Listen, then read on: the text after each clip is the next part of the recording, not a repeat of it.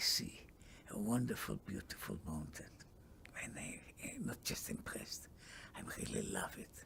I would like to spend hours and watch it. Do I want it to have it in my pocket? What's the higher level of love?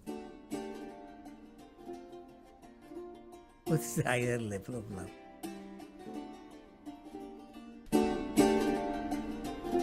If you ask me then, why am I talking? Well, I could say I'm making a living this way, or I have a message that I want to get across to you. But that is not the reason. I'm talking for the same reason that birds sing, and for the same reason that the stars shine. Explaining things by the past is really a refusal to explain them at all. All you're doing is postponing the explanation. You're putting it back and back and back and back, and that explains nothing. I'm talking for the same reason that birds sing.